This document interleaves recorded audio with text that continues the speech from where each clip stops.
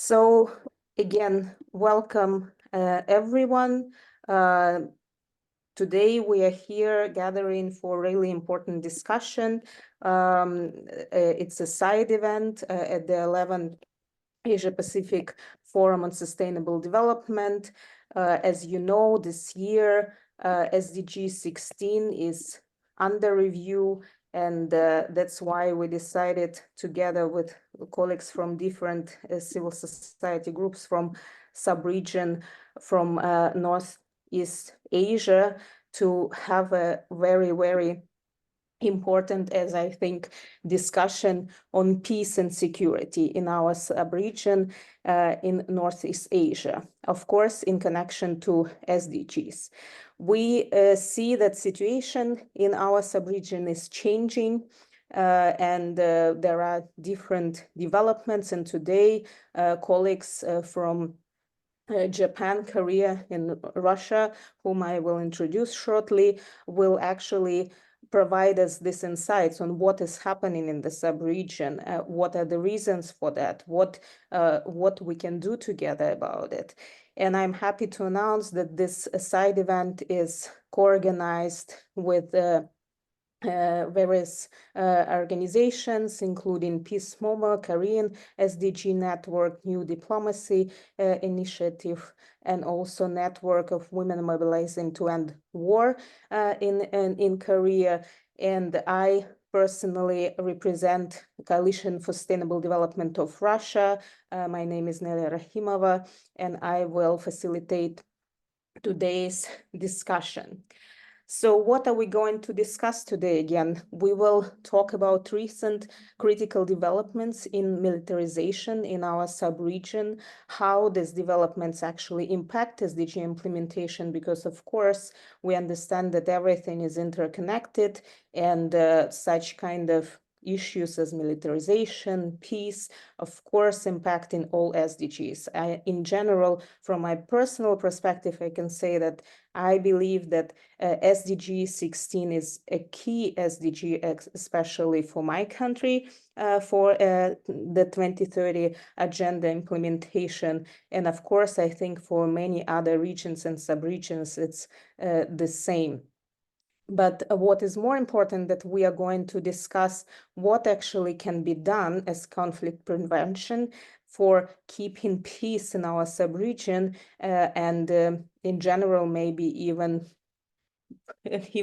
wider the peace to other regions in the world, and especially what we as civil society can do together with member states, what kind of recommendations we can provide them. And I'm honored to today invite our speakers and commentary, who will also provide his insights later after speakers.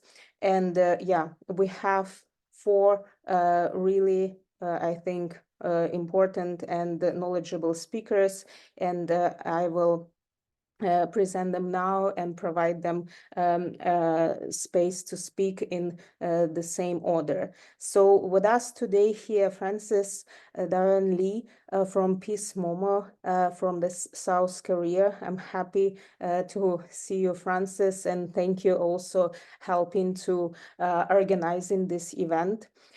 Saya Saruta from New Diplomacy Initiative from Japan. Also really important for us to hear perspectives from Japan, especially if we know about recent developments and decision on the higher political level about militarization. Young-mi Cho, Korean Women's Movement for Peace from Republic of Korea, and Ekaterina Zibrova, critical diversity studies researcher, and also will present us the view from Russian perspective, what is happening in Russia, in the society, how we actually arrived to this situation that we're experiencing right now within Russian society, and developments in this military direction.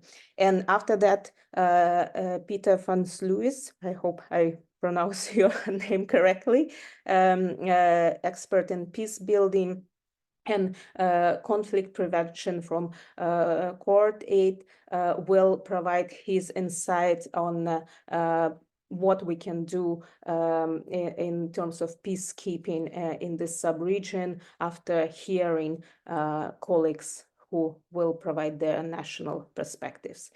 So thank you very much, and I wish us productive discussion, and I will now give the floor to Francis, please.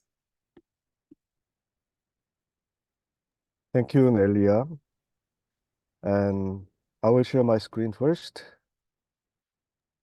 Thank you. I'm very happy to join this panel of distinguished speakers from Northeast Asia, especially experts on peace building. I think we will have a great sharing and discussion, and hopefully a possible impact to improve SDGs and responsibilities of the government. The title of my speech is An Early Warning System to Prevent Armed Conflict in Northeast Asia. And I'm given only 7 minutes, so I'll be very, very short. I'd like to highlight 3 topics in my talk. The first one is the crisis of armed conflict actually happening in this region, Northeast Asia. And we need an early warning initiatives and system very immediately in the region.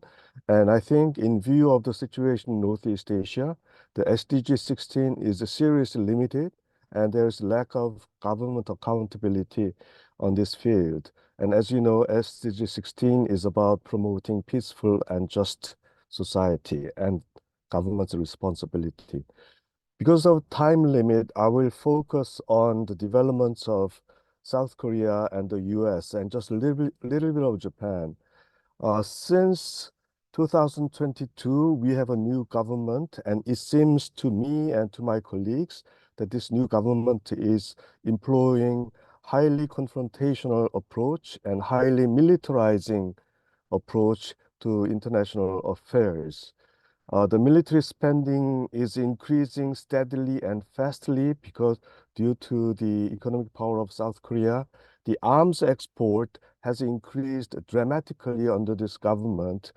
ROK is now number 4th arms exporter and number 6 power globally. And that means the weapons produced and exported by this country is affecting conflicts all around the globe. And its policy towards North has become very sharply aggressive, employing such policies as massive retaliation, kill chain, which is like a first strike policy, and nuclear sharing with the US, and stronger military alliance with the US and Japan to complete 3-party military alliance in Northeast Asia, which resembles tremendously the structure of NATO. So some people dub it as Northeast Asian version of NATO. I think it's time that we seriously discuss the potential expansion of NATO into Northeast Asian version, the active participant being ROK and Japan to the US. The nuclear armament talk has begun in ROK for the first time under this government. And the US has renewed its massive military exercises in Korea and around Korea. And just for one example, the 5 aircraft fleet of entire 11 American aircraft fleet are now concentrating to the sea near Japan and South Korea this spring. This is for the first time. About half of the entire aircraft carriers of the US fleet are moving towards this region, and I think we can guess easily the potential responses from neighboring countries, including China and Russia. And I'd like to highlight that the military exercises of these 3 countries are massive, most expensive, and most toxic, and most pollution producing in human history. There was new development last year. The 3 countries met in Camp David in the US, and they signed an agreement. This is for the first time, and we need to see this emergency of three powerful, richest countries' military alliance now on the horizon. And this is a nuclear power, and some of their policies imply first strike nuclear policies. And we have very nearby Taiwan Strait tension rising. The military confrontation over Taiwan Strait is almost every day, every week. And the military activities and the structures are all connected with the countries in Northeast Asia. Taiwan Strait, Korean Peninsula, and the West Pacific are not separated. It's one war theater. And Japan, we are worried very much. I'd like to hear from Sayo later. The rapid increase of military spending from this year under Kishida's government. And Japan, it seems, is planning to become number three military spender and military power in less than 4 years from now. And we are also worried that Japan is now beginning to install long-range offensive weapons system on Okinawan Islands and nearby. And let me show you this map. This is our region. This is the most militarized and most military spending region in the world. And if you see the front line crossing the Korean Peninsula and crossing the Taiwan Strait and crossing into South China Sea. Now, I think this is the global history, global politics, major scene of global politics in 21st century. The budget is concentrated, the military activities are concentrated, the economic powers are concentrated, and they are deeply divided. And there is no coordinating or no diplomatic structure in this region. There is no talk of conflict prevention or preventive diplomacy ever by any governments in this region. In that sense, this region represents the unique singularity in the global politics today. This is a vacuum of peace building. This is a vacuum of conflict prevention. So I'd like to highlight that we have conflicts all over the world, yes, but in terms of potential big clash, uh, evident of the 21st century power structure, I think Northeast Asia deserves the attention. And this is a complex crisis. These are the countries which produce climate polluting gas, the greenhouse gas, the most in the world. And these are the countries who stopped SDG agreement to monitor military's contribution to climate crisis.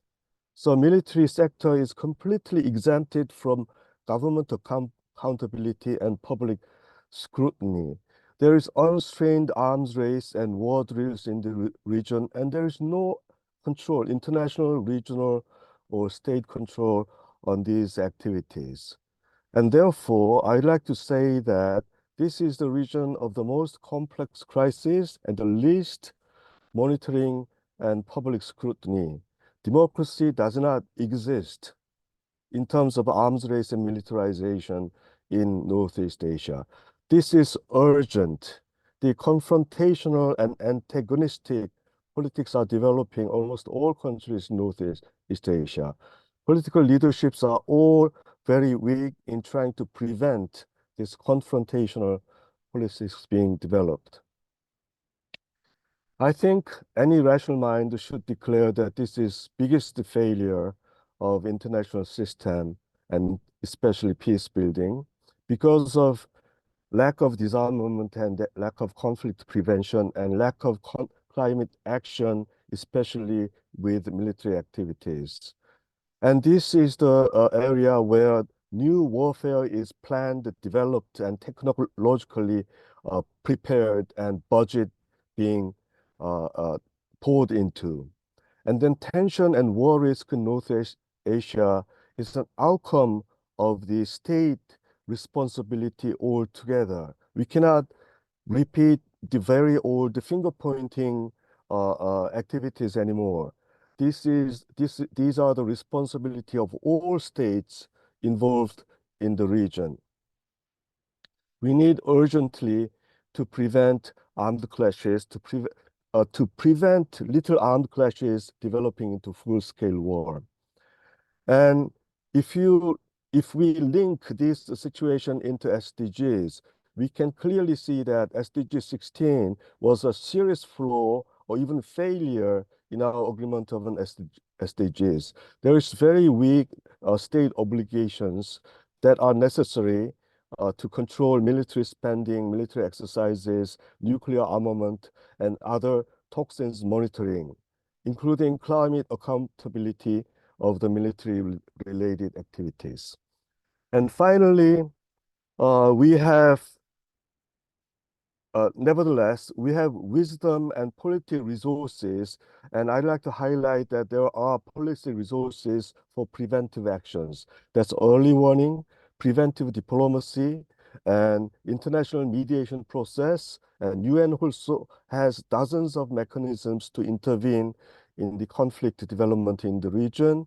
We can also work with the UN mechanisms and other international mechanisms as active civil counterparts. Japan and South Korea has very active civil action groups in this field. We need to highlight and renew the agenda in SDGs and in terms of Northeast Asian politics. But finally, I'd like to say that SDGs 16, we need very, very serious discussions in the SDG communities, why it was designed so weak, why it created exemption to state accountability, and what are the key points, what are the loopholes of international human rights and sustainability mechanisms which allow the sanctity of arms race. Thank you. Thank you, Francis. Thank you very much. I think it's really, really important and valid point, and I really loved this background information because I think it really helps us also to set up the conversation further. So now I would like to give the floor to Sayo. If you would like to share your screen, and in between I would like to say to all attendees that you can write your questions to our speakers in Q&A section. Section. So please, if you have any questions, you can already write them there. Thank you. Please, Sayo. Thank you very much for inviting me to have such a great session with you all. And I'm so privileged to speak on behalf of Japanese civil society here.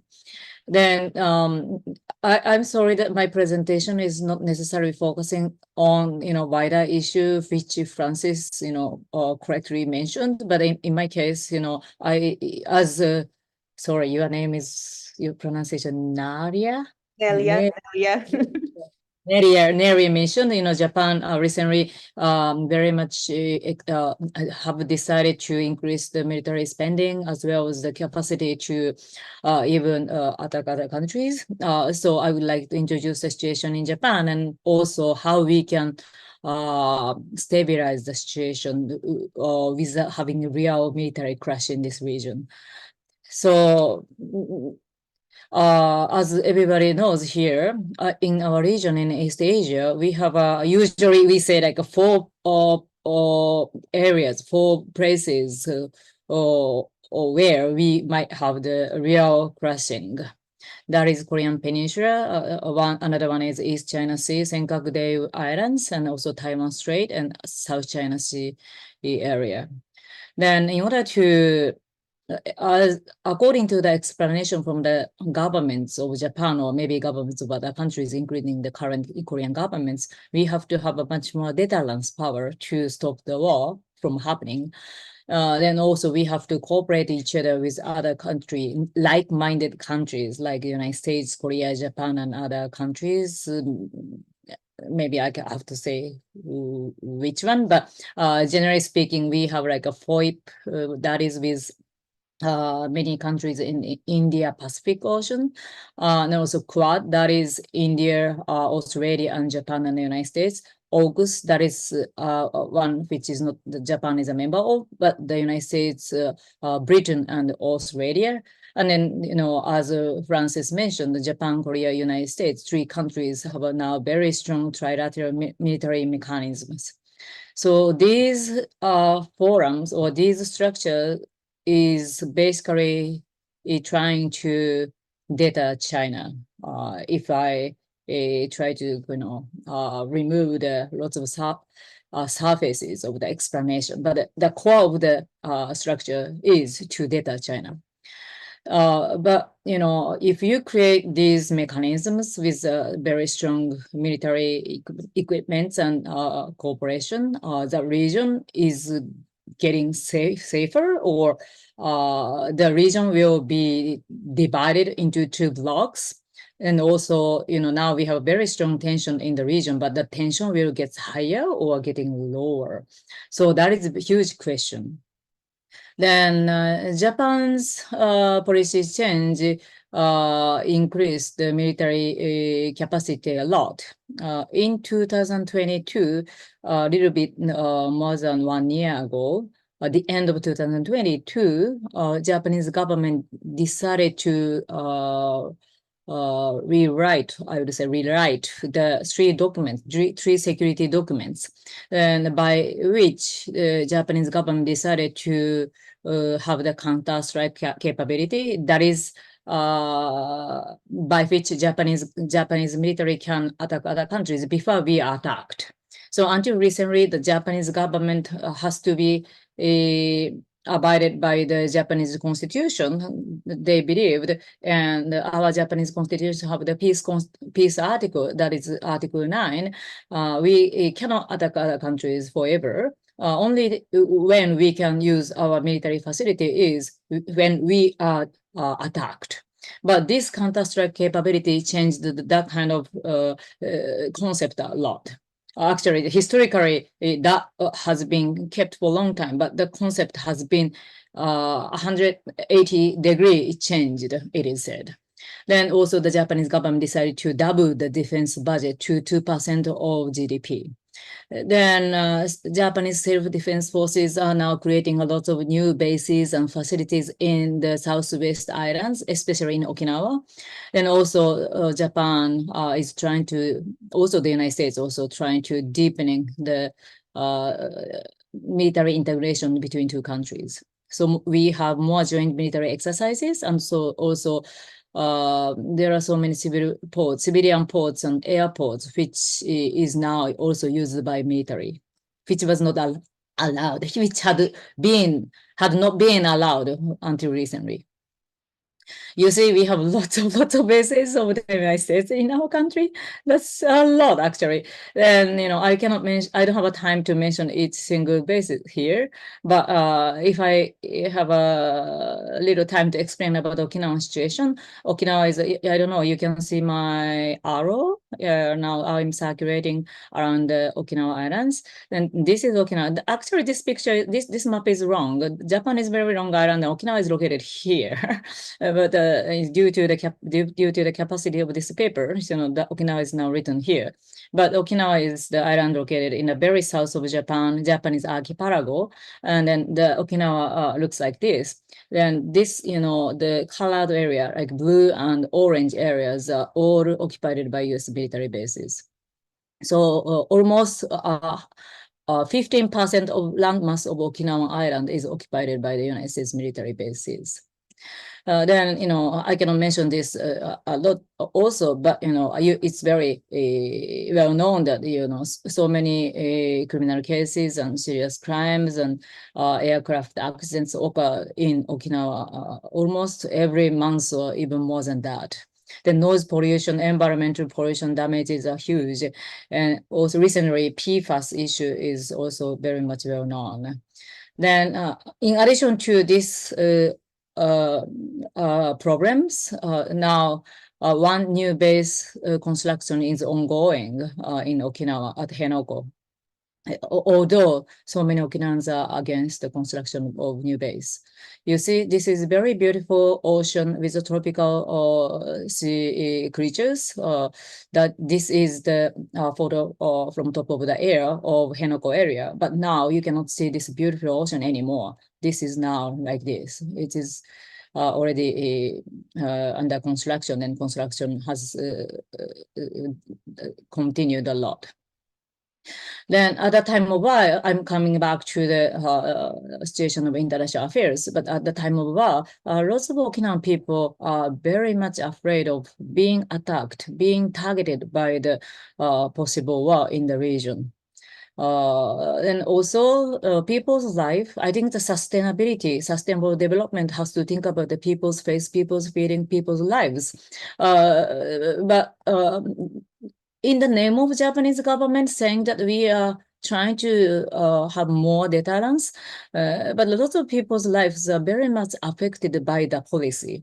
So you see the photo, that is a photo from the evacuation against the military attack from other countries.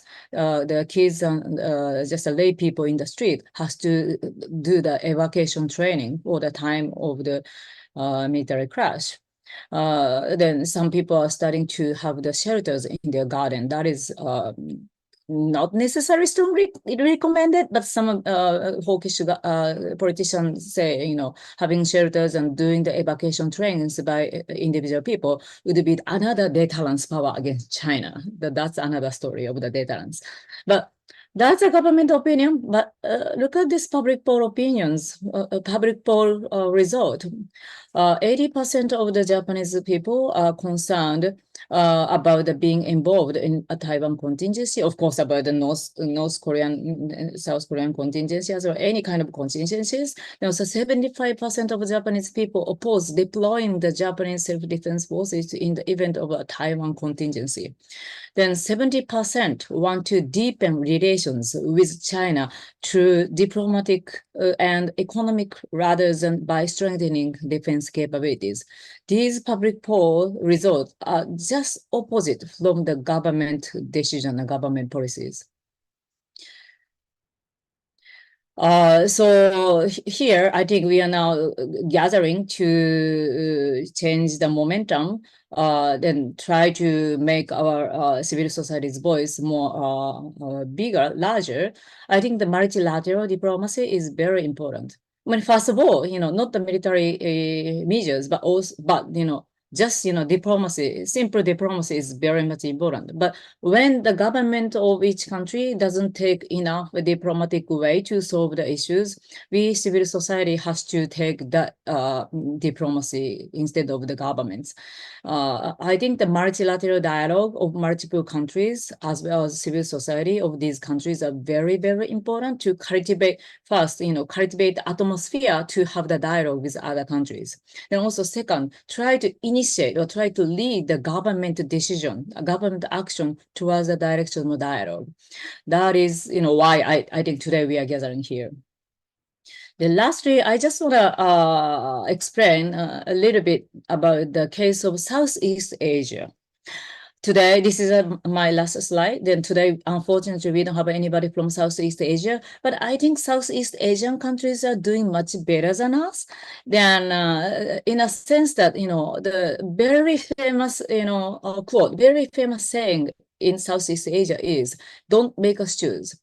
Don't make us choose means don't make us choose which side, either of the United States side or either of the Chinese side, but we cannot choose side. China is a very important country in front of us, you know, just there, the neighboring countries. But the United States is also very important. So democracy and autocracy, these are the two words always we are you know, told by the government. You know, we have to fight against the autocracy. We are the country of the democracy. In the case of Japan, maybe in Korea as well, maybe not in Russia, but, you know, in our country always say we have to fight against autocratic countries. That's why we democratic country has to, you know, fight against it. Like, you know, but, you know, Southeast Asia country people are very, you know, calm and you watch the things so seriously and quietly. So, for example, Prime Minister of Singapore said, don't make us choose. That is a saying, you know, written by him in the Foreign Affairs, American most influential foreign, you know, international affairs magazine, Foreign Affairs.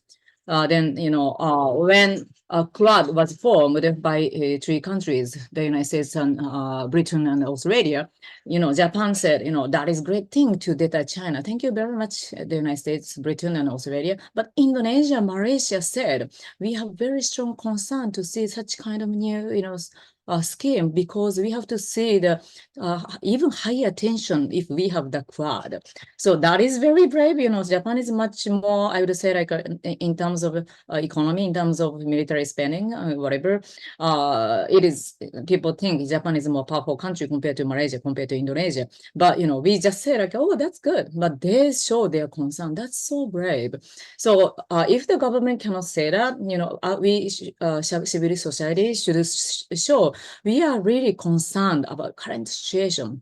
You know, we are really concerned about just, you know, alliance says things, and not the civil society, not the diplomacy says things. You know, this is our role of civil society. I just stop here. If you have some questions, I'm very much welcome the questions. Thank you very much. Thank you very much, Saya, for, I really like this slogan personally, don't make us choose, because I think we are now in the world where there is this polarization and we always forced to choose even we don't want to. And I think, yeah, it's wonderful example that also people on a higher level even create such slogan. So yeah, I would like to invite now Young Mi for her intervention on South Korea. And yeah, just to remind everyone again, please write your questions in a Q&A session, and we see already some questions. Thank you very much for that. So please.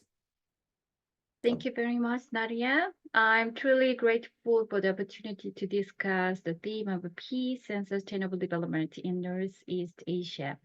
I know that you recently convened a meeting to review civil society discussion for SDGs in Northeast Asia. I read the 2023 Northeast Asian Civil Society position paper. So it is evidence that we must develop a more concrete roadmap for the implementation and effectively executing policies to achieve the diverse objective of the SDGs. This necessitated recognizing the interconnectedness and cross-cutting nature of global challenges. As Francis already mentioned, that Goal 16 emphasizes the promotion of the peaceful and inclusive society for sustainable development, ensuring access to justice for all, and fostering effective, accountable, and inclusive institutions. However, it appears that this goal has not received adequate preparation and discussion, and also national commitment. Goal 16 serves both as an end in itself, encompassing peace, human rights, democracy, and anti-corruption, and as a means to achieve these ends. This includes securing financial resources, technology, capacity buildings, policy and institutional coherence, multilateral partnerships, and structural system changes, including data and monitoring. Sustaining peace and stability is imperative for achieving sustainable development, encompassing poverty reduction, climate action, food security, and environmental conservation. Francis and Sayo already mentioned that in today's globalized, fragmented, and disrupted world, international security and peace are integral to each of the SDGs. As stated in the Rio Declaration of 1992, peace, development, and environmental protection are interdependent and indivisible. So it is evident that reducing the violent conflicts and instability is crucial for the attainment of individual SDGs. Comprehensive understanding of conflict resolution and peace building is essential for realizing the SDGs. The necessitates peace-building efforts grounded in participation, diversity, and interdependence, and prevention, addressing and transforming conflicts while acknowledging structural and cultural context. A clear emphasis must be placed on a composite agenda for human and nature development. This includes prioritizing disarmament as a collective values, and particularly in regions like Northeast Asia, which witnesses intense arms race and precarious geopolitical dynamics. A significant proportion of individuals living in absolute poverty reside in conflict zone or fragile states. Conflict and instability exhibited poverty, making its eradication more challenging. 828 million people, which is about 130 million more than before the pandemic, go to bed hungry every night, and 3.1 billion people, nearly 40% of the world's population. It's escalating as the war in Ukraine pushed up food and energy prices. This came on the back of the COVID-19 pandemic, which generated a major spike in a global food prices and a pre-existing trend of steadily increasing world hunger since 2017. Food crisis and price spikes, the war in Ukraine, and the climate crisis are converging. Global military expenditures rose for the 80th consecutive year into 2022 to reach an estimated $2.24 trillion, the highest level ever recorded by C3. Global military expenditures continue to rise, reaching unprecedented levels. The militarization of regions like Northeast Asia, driven by factors such as military modernization and geopolitical tensions, and further escalates the global military spending. The coverage of crises, including climate change, health emergencies, food insecurity, poverty, armed conflicts, and environmental degradation, underscores of interconnectedness and complexity of contemporary challenges. Tensions are escalating on the Northeast Asia, highlighting the risk of conflict between various stakeholders. Military exercises and demonstrations exacerbate regional tensions and increase the likelihood of armed confrontation. I believe that the weapons does not protect our lives and safety. The arms race cannot stop the climate change. The news recently reported that average global temperature rose by 1.5 degrees Celsius between February 2023 and January 2024. The climate crisis is already past the tipping point. It is evident that weapons and militarization do not ensure safety or address pressing global challenges. The climate crisis, exacerbated by militarization, underscores the urgent need for disarmament and the redirection of resources towards climate action. Despite the urgent of addressing climate change and conflict, military sector emissions remains largely unaccounted for the International Climate Agreement. Leaderships and consulted efforts are required to prioritize peace, climate justice, and inequality reduction through disarmament and arms control. As I already mentioned, the CIPRI researches show that the global military spending in 2022 exceeded $2.24 trillion, a figure from the realm of climate crisis resonated deeply. It reflects the funds required by developing countries to fulfill the Paris Agreement emission reduction targeted by 2030, a total of $2.1 trillion. So military spending in a single year is more than the money needed to reduce the climate crisis by 2030. So arms control and disarmament can contribute to the climate crisis and sustainable development. Reducing defense spending and redirecting it to climate action is critical. The growing defense budget should be cut to increase the climate budget for developing countries globally and create a peace environment where no one is left behind. So we needed to show leadership in preventing climate crisis and conflict, which are the real danger facing our collective humanity today. And realizing SDGs and sustainable development requires a global commitment to peace, climate justice, and disarmament. Recognizing the interdependence of peace and disarmament with all SDGs is crucial for devising effective solutions. I will stop here. Thank you very much. Thank you. Thank you very much. Yeah, we actually also have a question later about connection between militarization and climate crisis. So I think you can also refer to this question later. But before that, I would like to give the floor to our last speaker, Ekaterina, who will, I believe, will provide us a bit different perspective, but I think it's really also important contribution in terms of how actually society sees the situation of militarization. And yeah, Ekaterina, please. Thank you, colleagues. I'm here with the heavy heart and heavy feelings. Thank you, colleagues, for your insights.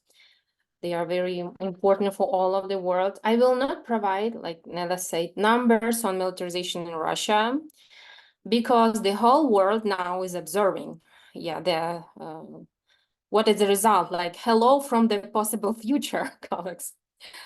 Let me shortly introduce myself. First, thank you, Nella, for an invitation to participate to this panel. It's an honor for me being around you, colleagues.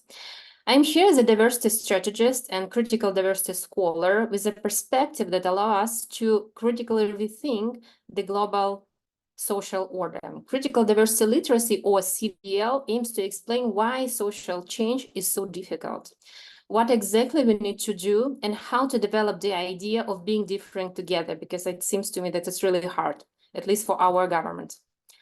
The tragic events from Russia have led me to adjust the nuances of my speech today.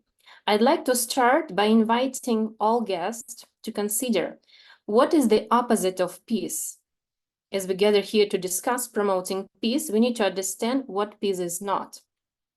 I believe that the position of peace is not war, is fear. We can be peaceful when we feel fear.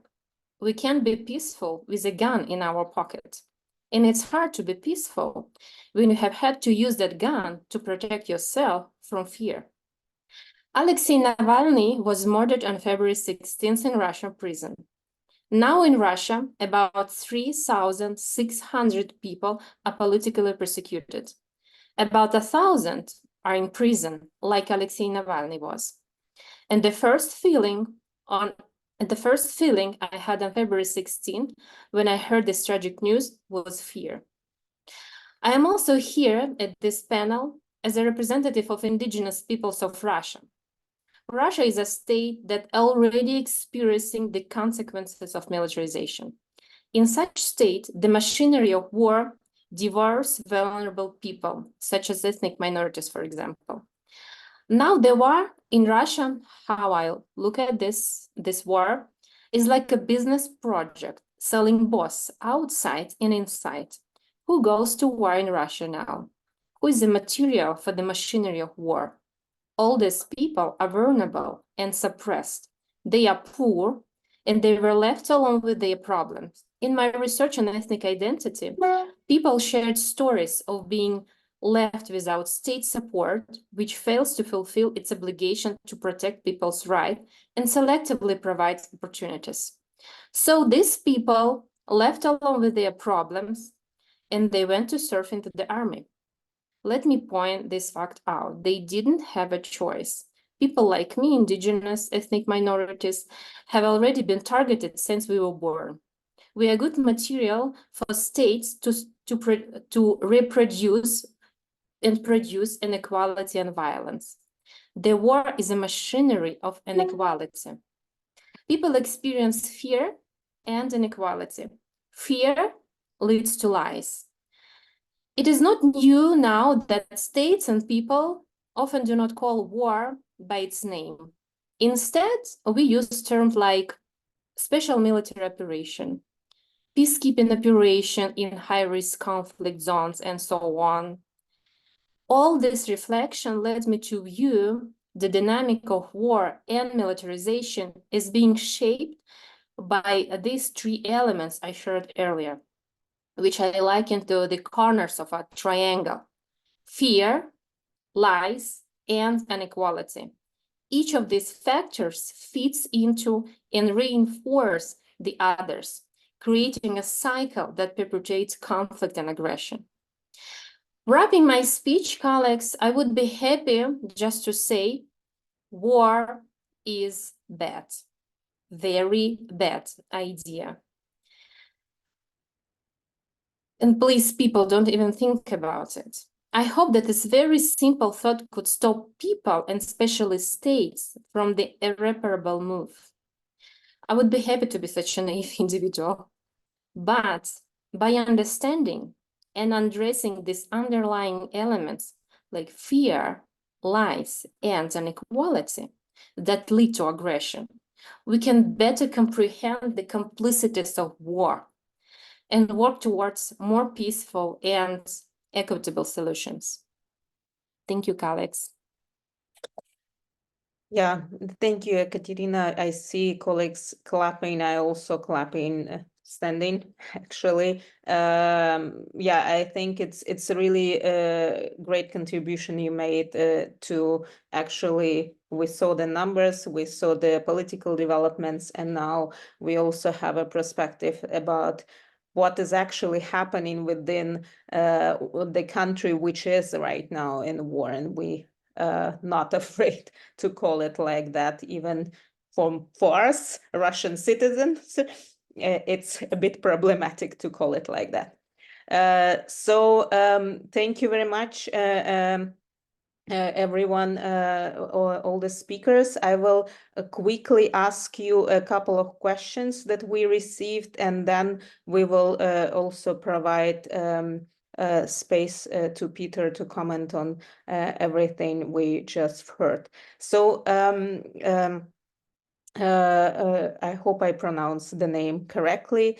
Dura Malek from Malaysian Youth Diplomacy raised two, I think, really good questions. I don't know if they are both to Francis, but one question is, but I believe it can be open to all the speakers, is about current developments in our sub-region.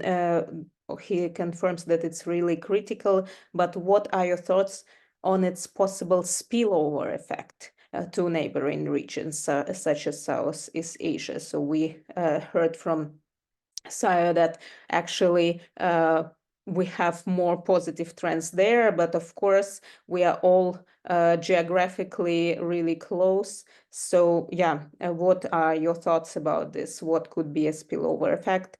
And then also about question about how member states can be more responsible in recognizing the connection between militarization and climate crisis. And I maybe would address it also to me. And also another question from Denise Yon. Is there a public survey in Korea on diplomacy strategy like in Southeast Asia that don't make us choose? So yeah, please, colleagues, maybe Francis, you start. Okay, thank you for those questions. I will try to focus on the first question, the possible spillover. And First, try to be short that we. yes, sure. You know, at the first instance, Southeast Asia region and Northeast Asia region, these regions seem to be unique and has historical, cultural, political uniqueness. But let's shift our perspective from the to the perspective of the superpower countries who try to manage, if you like, or control, if you like, from global perspective, then we see more connections. The tensions being developed over Taiwan Strait and the tensions being developed in Korean Peninsula and around West Pacific, and the so-called Indo-Pacific strategy of Japan and US and its allies, and the South China tension, maybe they are not so separate. They are one entity from the perspective of global governance. And we have theory and analysis on this. This is basically the era of rivalry between China and the US. The line is connected, and it's supported by facts. The Korean, Japanese, and US forces are operating in much larger regional scope than Northeast Asia. We can see Australian, New Zealand, UK, European, and American forces joining both Southeast Asian and Northeast Asian military forces in joint exercises across the whole sea. Across the whole sea. There is very rapid new developments of military bases in northern part of Philippines, which is very, very close to Chinese shore by American forces. So this is not Filipino phenomena. This is not Southeast phenomena. So the spillover perspective assumes that two regions have somehow separate. But I would like to propose that from the perspective of these big military alliances, these regions are not separate. There's no spillover. It has been connected and planned in as such for a very long time. Thank you. Thank you very much, Francis. So yeah, I will a bit rearrange the order that we have time for everyone. So I would like to ask me the question about how we make states responsible in recognizing connection between militarization and climate crisis. And there is another question now I see to Sayo about this principle, don't make us choose. Martin asking the question, if Russia wins the war with Ukraine and we see more empowerment of North Korea and basically this destabilization in the region, will states still say the same, that they don't want to choose, or this situation will be changed then? So first, me, please also 1-2 minutes, and then Saya. Thank you. First of all, I would like to emphasize that the countries don't disclose the country's carbon emissions because it's a matter of the national security. Because of the 1995 Kyoto Protocol excluded military sector emissions from countries' emission tally, and the 2016, the Paris Climate Change Agreement left military sector emissions reporting as a voluntary option rather than a mandatory requirement. So I think that we needed to advocate for the military spending, and I don't think that citizens know much about the impact of the military spending on climate crisis. So I think that there's something that we needed to educate them about. There's a lot of researches that have been recently done, and according to the global campaign on military spending, a 10% decrease of world military spending will assure full accomplishment of SDG 4, which aims at the education for all. Those kind of the statistics are researched, so we can just show and to raise the awareness as well. And Peace Momo is also contributing a lot of on these issues, so we can just we can develop the collective actions together. Thank you. Thank you. Sayo. Yes, thank you, Marin, for your question. I would like to emphasize on the cooperation to have one entire world against invasion. That's especially why I'm thinking that we shouldn't divide the world into the two camps, like US camp and the China camp, or authoritarian camp and the democratic camps. Yes, invasion is bad, but when you're invaded, then the countries are divided into two camps. So who can help you? That's only one side, and the other side is your enemy. So in the case of Ukraine, of course, we have to stop the invasion of Russia. That is, what I think.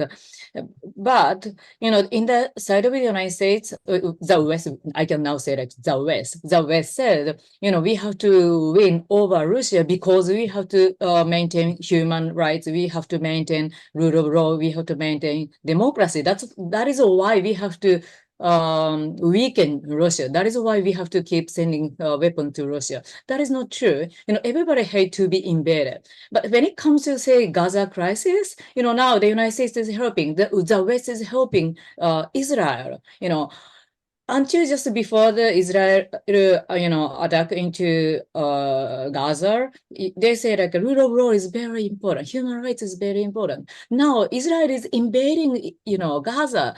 Then we help Israel invading Gaza. That is double standard. So don't divide the world into two camps. Then we have to understand, invasion is bad. Then also human rights is good. Rule of law is good. Democracy is good.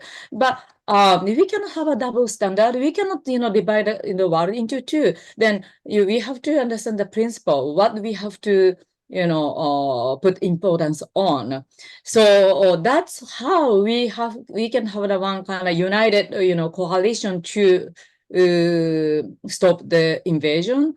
Rather than just divide the world into two. So that is what I want to say. So the Southeast Asian countries are more, generally speaking, the US-friendly countries, Thailand and Philippines are the allies of the United States. But they now say, like, we cannot take sides. Why? Because the United States forced them to take side. But if the United States doesn't, force them to take side, they don't say, it's okay, we are neutral. So if we need, we help the United States. Yeah, we hate invasion. We can maybe join the sanction against Russia. But they now hesitate to join in sanction against Russia because the United States forced them to take sides. Am I making sense? I don't know. But that is what I'm thinking. So I hate invasion. We have to, fight against, fight to stop to stop the invasion. But it doesn't mean we have to divide the world into two camps. That's what I want to say. Yeah, thank you very much. So yeah, because we have 15 minutes left for our event, and now I would like that we have time also for Peter to provide his comments based on his experience, I think, in different kind of conflicts and different regions. And yeah, Peter, please, your thoughts on everything you heard. Thank you, Nelia, and thank you for giving me this opportunity. And it's a great pleasure to be here with you all. And first of all, I would like to thank the esteemed panelists for their interventions. My name is Peter van Sluis. I'm an expert in peace building and conflict prevention, but I'm also coordinating what is called the Civil Society Platform for Peace Building and State Building, which is a global network of civil society organizations that is supporting peace building efforts in fragile and conflict-affected settings. Allow me to share a few observations on what has been said, but also maybe some reflections on some of the interventions made so far. I do think that coming together around this theme and having this event happening today is a unique opportunity for us to also look at the commitments made in the context of the 2030 Agenda for Sustainable Development, and especially where it relates to maybe bolstering efforts towards more peaceful, just and inclusive societies. And I think, as said in the session invite, the 2030 Agenda underscores the crucial link between sustainable development and peace. But today, and as many speakers have spoken about this, I mean, that reality on the ground and around us, we also see that there's significant threats to both the SDGs and also global peace.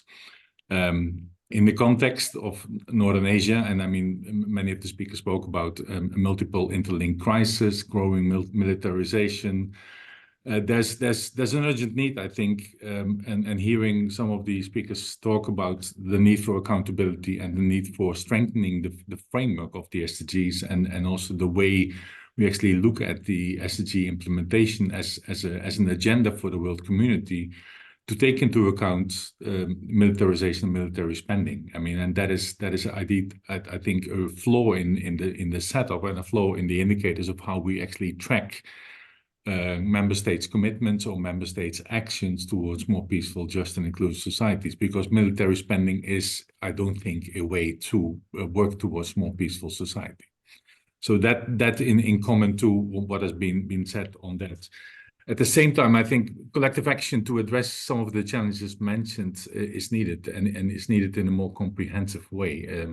We see similar challenges as faced in the North Asian region in and around the world. And in many countries where we are active, we see similar challenges with civil society engagement, with military spending, the effects of military conflicts and conflicts in general on environmental threats becoming also more apparent. It's clear all over the place and all over the world. At the same time, we witness a crisis in the multilateral system and the limitation of civic space that is not helping to address these issues in a participatory and in comprehensive way. I already mentioned the accountability issue on military spending. I do think that there's a golden opportunity for that this year because of the fact that SDG 16 is undergoing review at the high-level political forum. And that is an opportunity for member states of the UN, but also other stakeholders to actually provide inputs on, are we on the right track? Are we doing the right thing in implementing this overall agenda, but specifically zooming in on SDG 16? We can, of course, from various sides of the world, comment on how this goal is faring and whether this goal is indeed having the right focus if we want to bring about a more peaceful world, if we want to indeed address some of the conflicts that are looming or evolving or apparent in and around our own reality. The other opportunity that I see for addressing this issue is also the other commitment that member states have on their agenda this year is the Pact for the Future and the Summit of the Future. That is, the Pact for the Future is currently under negotiation, and it's supposed to be turbocharging the 2030 Agenda for Sustainable Development, as well as to accelerate efforts to meet existing international commitments and take concrete steps in responding to emerging challenges, including conflicts, but also identifying opportunities to address these. So I think there's an opportunity for all of us, but also for member states, and a duty also to better work together and achieve progress on the implementation of SDG 16, and identify ways to accelerate commitments and bolster greater action to fulfill those promises, and to do that in a concerted and collaborative manner. Maybe I will say something also about the role of civil society and the inclusion element here. I think that an inclusive process for this agenda to be brought forward is imperative, and national governments should, in that regard, rely on and collaborate with a variety of actors in society working on conflict prevention, peace building, and state building. Francis Lee spoke as the first speaker about the importance of early warning, early action, and I do think there's a very clear role for civil society organizations, and they have a crucial role to play here in that domain. But in a broader sense, ensuring meaningful engagement of civil society is paramount of identification for the identification of areas where action is needed, but also to give a contribution and analysis of how the agenda is faring. And in that sense, the high-level political forum, but also voluntary national review processes that are taking place now, I think in over 40 countries this year, should also take that lens of SDG 16 into account, because that is a crucial contribution to that thematic review of SDG 16 at the high-level political forum. Maybe also again on SDG 16 and how to make progress on that. I think it's highly critical in a world where we, and some of the speakers spoke also about the interconnectedness between crises and how things are not happening in isolation in one region, but the whole global world is still interconnected. But the question is whether we also treat and address those conflicts in an interactive way. SDG 16 in itself interacts, of course, with other SDGs, and it has a link with, for instance, the mentioned effects on SDG 13 on climate action. So where conflict and military spending has a direct effect, as was said, on the way environmental status is affected. So we need to take into account that interlinkage element in the agenda and see how SDG 16 and working on SDG 16 contributes to the overall implementation of the 2030 agenda. It also implies that issues around conflict prevention, peace building and state building must be addressed in interconnection with other SDGs. Maybe on some of the other points that were mentioned, again with the link to environmental impacts and militarization and the effects on climate. I think there's a growing attention for the climate, peace and security nexus, and I think at the COP28 in Dubai, there was a special day allocated for that discussion. Also, I think around 80 or 80 plus UN member states have agreed on a declaration that makes that links more apparent, but it needs to be translated into concrete action. There is to be concrete action following on commitments and seeing that interlinkage playing out in various countries around the globe.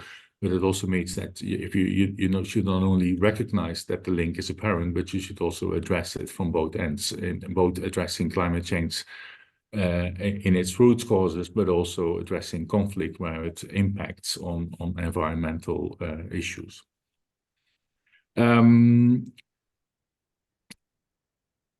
Maybe as a final point or final points on what we can do as civil society also. I mean, and that is being proactive in our agenda setting, but also being proactive towards other stakeholders. We need to find solutions that are providing an alternative to investing in militarization, and that is of course the emphasis that we from civil society and from civil society platform have been putting on the need for greater investment in conflict prevention and implementation of early warning systems and early warning mechanisms.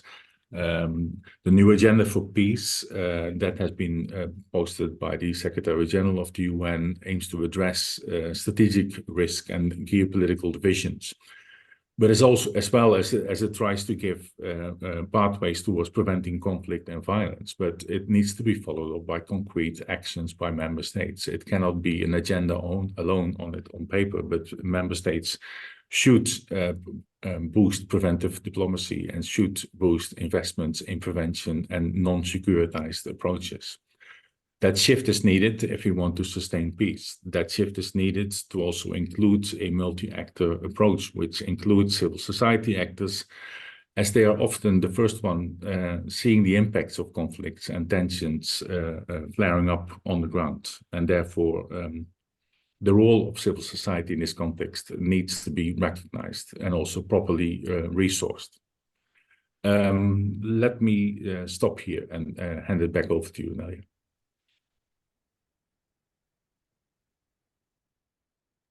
Thank you very much for also colleagues clapping, and I agree it's really important also momentum for us with the Summit of the Future. We know that negotiations are happening now, and we also we as IPRSM members, which is part of major groups and other stakeholders, also engaging in these negotiations through our representatives, and of course we have hopes that member states also recognize and make stronger commitments on peace building in different parts of the world, because this is exactly the loop which was mentioned today so many times.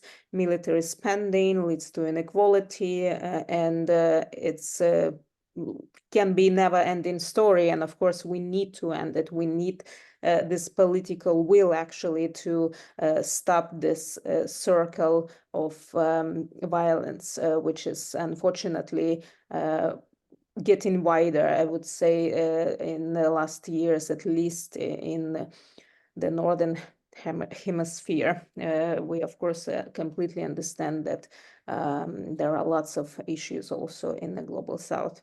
So yeah, we have just 2 minutes. I would like again to thank very much everyone, and probably I will ask all the speakers and Peter also formulate one short sentence message that you would address member states if you have a chance to send them one really short message before we conclude this really important discussion. And probably if Katerina, you don't mind, I would start with you. Yes, thank you very much, colleagues, for your insight and intervention. So my recommendation / message to all of you and to our guests is to start questioning the concept of state. Because now the concept of state that was created, invented, now doesn't serve for any stability. And might be, this is my first time when I say it out loud for the global audience. Imagine the world without borders, because borders now producing violence. I think we need to shift to the very different paradigm of thinking, because now we see it does not work for all of us. Thank you very much for being there, for having me. Thank you. Sayo. Thank you very much. I just, checked what the 17 SDGs, agendas. I checked it. I'm watching it now in front of me. Then every single one cannot be achieved if, the real conflict, started. Every single war destroy every single agenda of SDGs. So, the people's life will be destroyed. For the member country states, every single effort is very much appreciated by you, but not only just, try to achieve one individual agendas, but also, just stop having the war is more important than just, having the one single development. Thank you very much. Thank you. Yeon-mi? Yes, it was an honor to be part of such a meaningful webinar. So I've learned a lot, and I think there are a lot of challenges and the future directions that we discussed. So I think that we will do work together, and then we will do our best to translate them into concrete action together. Now it's time to act. Thank you. Francis? Well, my a sentence message would be, let's revive the hope of sustainable future by stopping the corruption of democracy with the use of politics of fear and hatred and confrontation. This is a time for unity, for early warning, to save more lives and to save our dangerous climate and earth.